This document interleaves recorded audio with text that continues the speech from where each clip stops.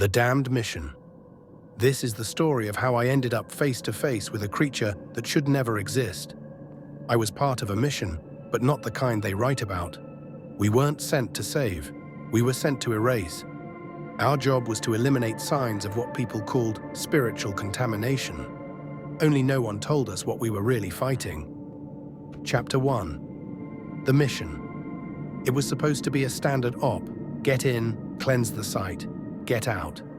A small village near the border had gone dark. Locals were speaking in whispers about glowing eyes, voices in the wind, and people tearing out their own eyes in the streets. My team didn't believe in that kind of thing. We were armed with tech, not faith. The briefing was vague, no names, no maps, just coordinates. We arrived at dusk. The place looked like it hadn't seen a human in decades. But the buildings were intact, no damage, just silence. Chapter 2. The Pale Priest. We found him in the church, or what was left of it. A man dressed in scorched robes was standing at the altar. His eyes were sewn shut, and he spoke in a language none of us recognized. When we approached, he stopped speaking and lifted his head toward us. "You shouldn't be here." His voice was wrong, like multiple people speaking at once.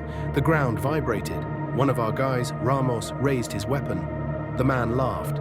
The doors slammed shut. Candles lit themselves, and then we saw what was behind the altar. A pit, with chains, and something moving far, far below. Chapter 3. Signs of the Fallen. We tried to leave. We ran out of the church, straight into the village square. And saw them, people, twisted, standing still, heads tilted, eyes glowing. But they weren't breathing, and they weren't alive. Ramos fired. One of them split in half. It didn't bleed, it laughed. More came out of the houses, all of them smiling. We retreated to the town hall, barricaded it. That's where we found the second journal, pages written in blood, drawings of rituals, circles, something called The Mouth Below. Chapter 4. The Descent. One of our team, Harlow, said we should finish the mission. If this is a source, we end it here. We argued, screamed, and then the floor cracked open. Something pulled Harlow down. We followed, not because we wanted to, because we had to. Below the town was a cavern, walls covered in flesh-like moss, screams echoing in the stone. Something was moving in the dark, huge, breathing. The mouth below. Chapter 5. The Offering. We found a chamber, symbols burned into the floor. In the center, a heart, still beating, floating in mid-air. A voice filled the air, not loud, not harsh, but deep, ancient. "Choose." Ramos collapsed, blood pouring from his eyes. "One of you stays, one of you opens the gate." I screamed, aimed my rifle at the heart. The air turned solid. My weapon melted in my hands. I felt teeth, not biting, breathing. Chapter 6. Through the veil. I don't remember how I got out. I woke up in the ruins, alone, no gear, no wounds. But the sky wasn't right. The village was gone, just ash. And in the center, the pit.